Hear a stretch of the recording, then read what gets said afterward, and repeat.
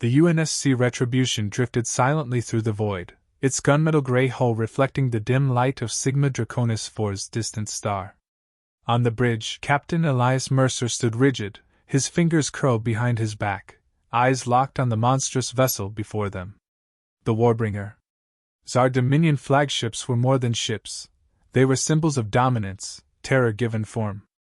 This one stretched nearly 2 kilometers long, its sleek, obsidian black plating absorbing the starlight. Spinal-mounted plasma lances hummed with deadly potential, and its energy shields pulsed faintly, a visual reminder of the technological divide between Earth and the Dominion. A low chime signaled an incoming transmission. A hologram flickered to life in the center of the bridge. Admiral Kverik. The alien's reptilian face twisted into what might have been amusement. His scaled crest flared slightly, gold-plated ceremonial armor gleaming. Human vessel. You drift too close to Dominion space. A trespass you will not survive. Mercer didn't flinch. Sigma Draconis IV is contested territory. We have every right to be here. A guttural laugh. Mocking. Kverik leaned forward. A right? From whom? Your feeble council? Your pitiful United Nations? His lip curled in distaste. Your kind clawed its way into the stars with crude machines and reckless ambition. You are parasites in a house built by your betters. The bridge crew remained silent, but Mercer felt the tension crackling in the air. He kept his expression neutral. Then why are you talking? He asked, voice steady. A flicker of annoyance passed over Kverik's face. To offer you mercy. He gestured grandly to the Warbringer's overwhelming presence. Stand down. Surrender your vessel. Your crew will live, though they will serve. Defy us, and you will be reduced to cosmic debris. Mercer turned slightly. Commander Patel. At the weapons console, Lieutenant Commander Anaya Patel sat, dark eyes sharp. Railgun primed. Targeting solution locked. He faced Kverik again. You're certain your shields will hold? The Admiral chuckled, a deep, guttural rumble. Your projectile weapons are an insult to the battlefield. They are relics of a forgotten age. Our shields have deflected energy lances from empires older than your entire species. Fire if you wish, human. I welcome the display of your futility. Mercer exhaled slowly. He had expected as much. The Tsar had fought energy-based civilizations for centuries. Their shields were designed to absorb, deflect, redirect. But kinetic energy? Raw mass at relativistic speed? They had no idea what was coming. A soft hum vibrated through the Retribution as the experimental hyperdense railgun round entered the loading chamber. Unlike conventional railgun slugs, this projectile was made of collapsed matter, 100 times denser than depleted uranium. It wasn't a bullet. It was a meteor traveling at a fraction of light speed. Mercer gave Kverik one last look. Then let's get this over with. A sharp nod to Patel. Fire. The bridge went silent as the ship shuddered with the force of the shot. Outside, in the cold abyss of space, the round tore free from the barrel. No glow, no energy signature, just a sliver of death, moving so fast that tracking sensors barely registered its existence. In less than a second, it impacted the Warbringer's shields. The effect was immediate. A flash of blue light flared where the shields tried to compensate. Then, like glass under a diamond cutter, they fractured. The round didn't stop. It punched through the Warbringer's armored hull as if it were paper, carving straight through the command deck, reactor core, and the superstructure beyond.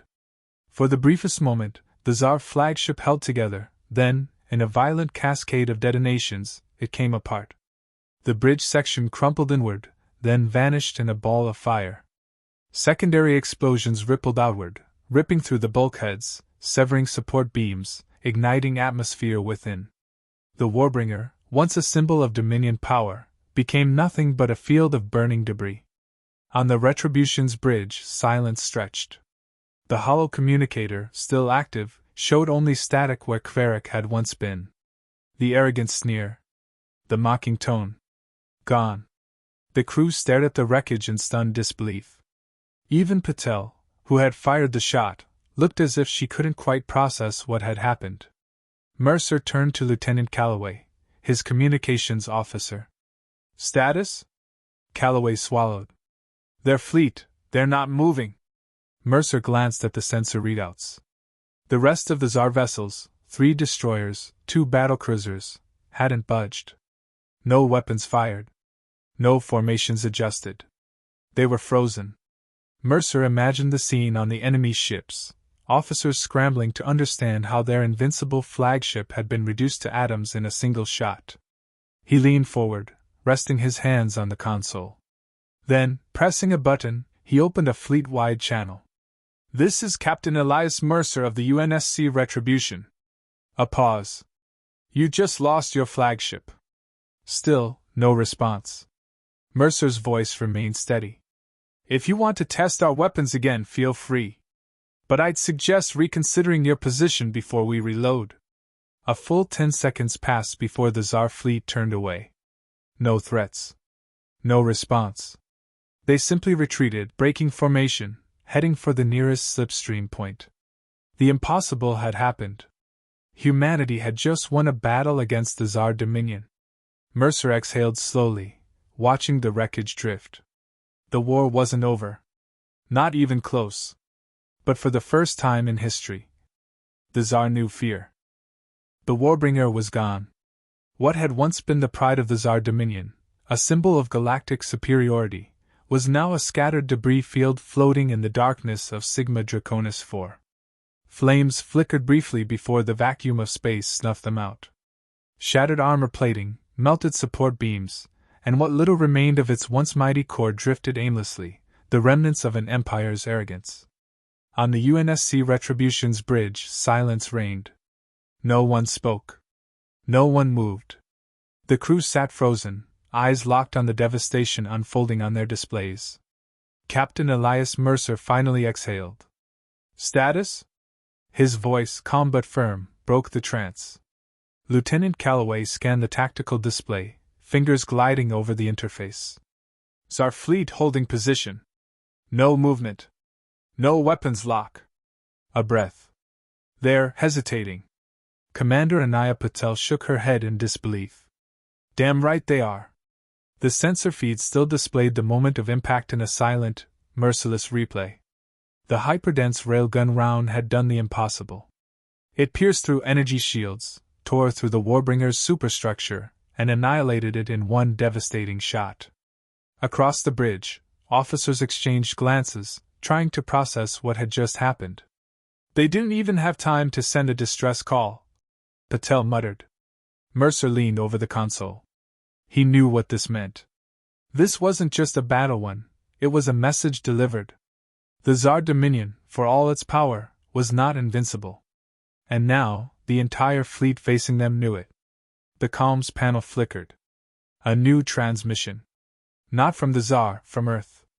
Patch it through, Mercer ordered. A moment later, a grainy image snapped into view. Admiral Jonathan Royce, head of the UNSC Naval Command. His sharp blue eyes bore into Mercer like a man weighing both the weight of victory and the storm to come. Captain Mercer, Royce said, voice clipped. I need a full report now. Mercer straightened. Sir, the Warbringer is destroyed. Direct hit from our experimental railgun. The Tsar fleet remains in system but hasn't engaged. Royce nodded, absorbing the information. We expected this weapon to be effective, but that? He gestured toward the tactical feed of the shattered flagship. That changes everything. Yes, sir. A beat of silence. Then Royce leaned in. Listen carefully, Mercer. You just altered the balance of power. Every Dominion fleet commander is going to hear about this. And I guarantee you. His expression darkened. They won't let this stand. We're prepared, Mercer replied. Royce sighed. No, you're not. The words carried a weight Mercer couldn't ignore. The Tsar don't retreat. They don't hesitate. And they sure as hell don't let a defeat go unanswered. Royce's voice was grave. You humiliated them. Which means they're coming back, with everything they have. The bridge crew exchanged uneasy glances. What are our orders, sir? Mercer asked. Royce's face hardened. Hold the line. Reinforcements are en route, but they'll take 16 hours to reach your position. Until then, the Retribution is the only thing standing between that fleet and the colony at New Anchorage. Mercer's stomach tightened. New Anchorage was less than 2 million kilometers away, a young human settlement, barely defended. If the Tsar regrouped and attacked before reinforcements arrived, they'll glass the colony just to prove a point, Mercer muttered. Royce nodded grimly. You understand the stakes? Yes, sir. Then make sure they don't fire the first shot. The transmission cut out. Mercer clenched his jaw. 16 hours. 16 hours against an enemy that had just been shown its own mortality. He turned to Patel. How many rounds do we have? She checked her display. 2 left. But sir, the railgun takes nearly a minute to recharge between shots. If they rush us... They won't, Mercer said. Not yet. The Tsar fleet remained frozen in space, as if still processing their sudden vulnerability. But Mercer knew that wouldn't last. Soon, their instinct for vengeance would override their shock. They'll test us, he said aloud, thinking through the enemy's mindset. Smaller strikes first. A few volleys, maybe a feint. His fingers tapped against the console. They need to prove, to themselves, that what happened to the Warbringer was a fluke. Patel exhaled. And when they realize it wasn't? Mercer glanced at her. Then they'll try to overwhelm us before our reinforcements arrive. Tension coiled through the bridge like a tightened wire. A new alert blinked on Calloway's screen. Sir, he said. Incoming transmission. This time, the source wasn't from Earth. The Tsar were hailing them. Mercer exchanged a glance with Patel before nodding. On screen. The holographic feed activated, revealing a new figure, a Tsar fleet commander, younger than Kverik but no less imposing. His silver-trimmed armor marked him as a warrior of rank, though his expression was far more restrained than the arrogance Mercer had seen from his predecessor. Human. The alien's voice was low, controlled. What have you done? Mercer folded his arms. You saw it for yourself. The Tsar's reptilian eyes narrowed. No weapon should be capable of such destruction. And yet, Mercer said, there's your proof. A flicker of something passed through the alien's expression, uncertainty. The Tsar weren't used to uncertainty. Their empire was built on the idea that they were superior in all things. Mercer decided to press. You have a choice. Stand down, return to your territory, and this ends here.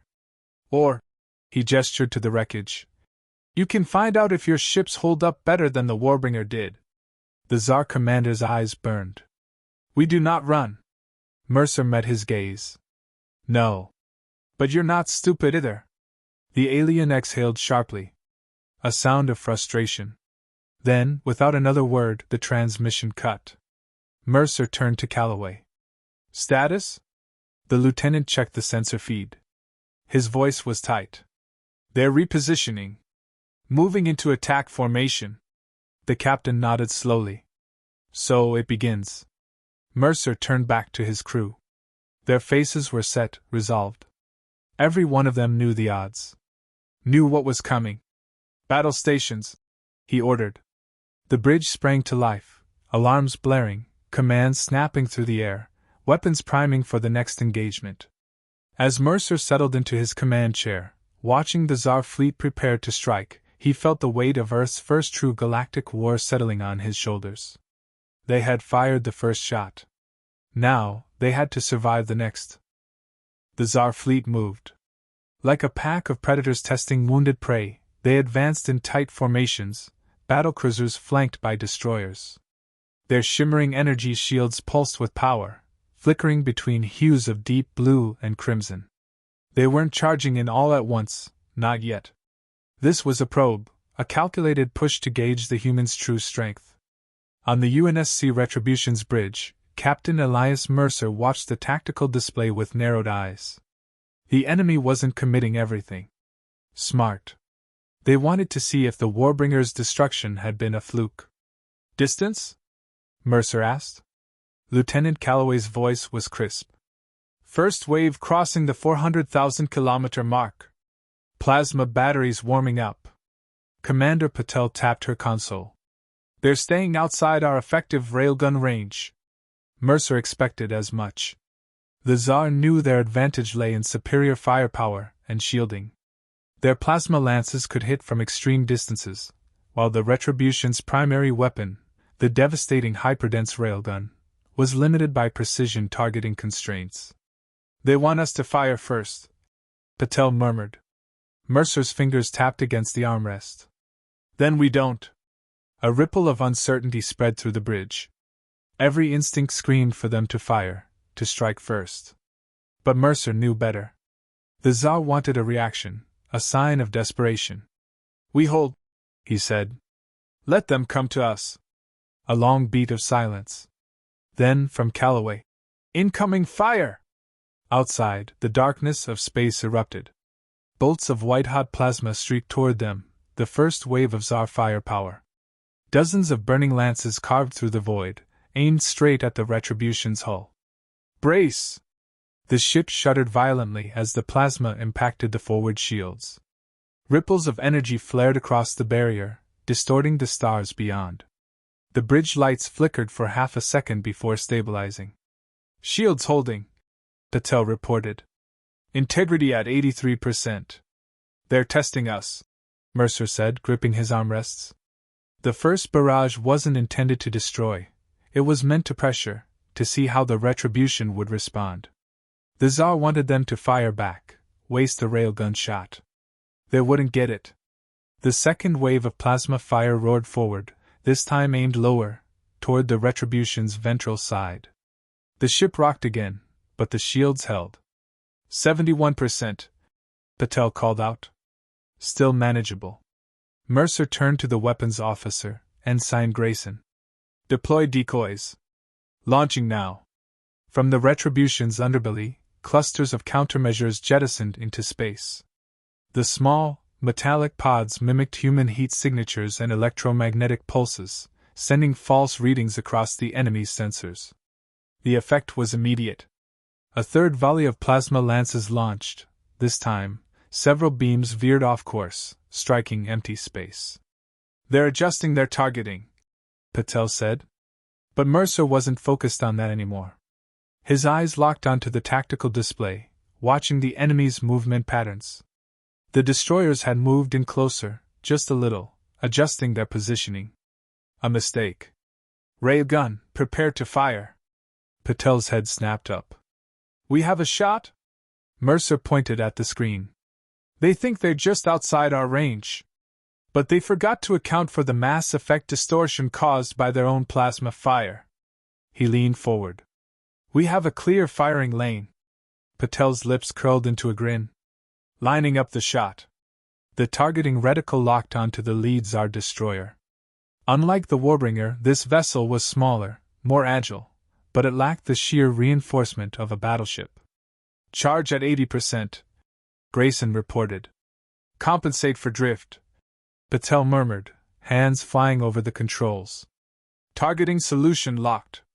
Mercer gave a slow nod. Fire. The ship shook as the railgun discharged. The round tore free, accelerating to a fraction of light speed, a silent force of destruction. Unlike plasma, there was no glow, no energy pulse, just a sliver of raw mass cutting through the void. In less than 2 seconds it impacted. The Tsar destroyer never had a chance. The hyperdense slug punched through its shields like wet paper, then pierced straight through the hull, tearing from bow to stern. A split second later, the ship split in half, a violent chain of secondary explosions consuming what remained. Shockwaves rippled outward, debris scattering in every direction. The surrounding Tsar vessels pulled away, reeling from the sudden loss. A sharp silence filled the bridge. Then Patel exhaled sharply. That's another one down. Mercer's eyes never left the display. The Tsar weren't fleeing, not yet. But their movements had shifted. The certainty they'd once carried was gone. They're recalculating, he murmured. Calloway spoke up, voice tinged with disbelief. Sir, we're picking up a long-range transmission. From the Tsar? No, Calloway said. He looked up, face pale. It's from the Dominion High Command. A cold weight settled in Mercer's chest. That was fast. Patch it through. The main screen flickered, revealing a towering figure clad in ceremonial Tsar battle armor. Unlike the fleet commanders, this one was older, his scales tinged with age, his expression unreadable. I am Overlord Zarkesh of the Dominion High Council. His voice was deep, reverberating through the bridge. Calm. Measured. Not like Kvarik's arrogance. Mercer kept his stance neutral. Captain Mercer, UNSC Retribution. Zarkesh studied him for a long moment. Then, your species has crafted a weapon we do not yet understand. Mercer didn't blink. Seems that way. A flicker of something crossed Zarkesh's reptilian eyes. Not fear. Not anger. Curiosity. This battle has already rewritten the rules of war, the Overlord said. You have killed one of our finest admirals. Destroyed 2 of our warships. He leaned forward slightly. Tell me, Captain Mercer, will you continue this path? The bridge went still. The meaning behind the words was clear. This wasn't just about Sigma Draconis 4. This was about what came next. Mercer met Zarkesh's gaze. That depends. Are you willing to stand down? A slow inhale. Then Zarkesh spoke, his voice grave. No. We are not. The transmission cut. Calloway's voice was tight. Sir? The entire Tsar fleet is moving. Mercer straightened. No more probing strikes. No more caution. This was it. All hands prepare for full engagement, he ordered. The next battle had begun. The Tsar fleet surged forward. This was no longer a calculated push. The hesitation that once held them back had vanished. Plasma batteries flared to life, and the void between them burned with streaks of superheated death. The time for caution had passed. On the UNSC Retribution's bridge, Captain Mercer watched the tactical display as the full weight of the Dominion's war machine descended upon them. All hands to battle stations! The klaxons blared, the ship vibrating under the strain of another direct impact. The Tsar no longer probed with careful shots. They were unleashing everything. Lieutenant Calloway's voice was sharp. Shields at 46% and dropping. Mercer's jaw tightened. They wouldn't last long under this kind of sustained fire. Commander Patel's fingers flew over the tactical console. Enemy destroyers are closing, fast. They needed to change the battlefield. Now. Bring us about, Mercer ordered. Divert emergency power to maneuvering thrusters. The Retribution's engines flared, and the massive battleship rolled sharply to port, shifting position just as another plasma barrage seared past. A near miss. But the battle wasn't just about dodging fire, it was about striking back. Lock onto their lead cruiser, Mercer commanded. Target weak points along the ventral hull. Patel adjusted the targeting systems, her voice steady. Solution locked. Firing railgun. The ship shuddered as another hyperdense projectile was unleashed. Unlike before, the enemy had adapted. The cruiser's shields flared as it angled its armor, trying to deflect the round.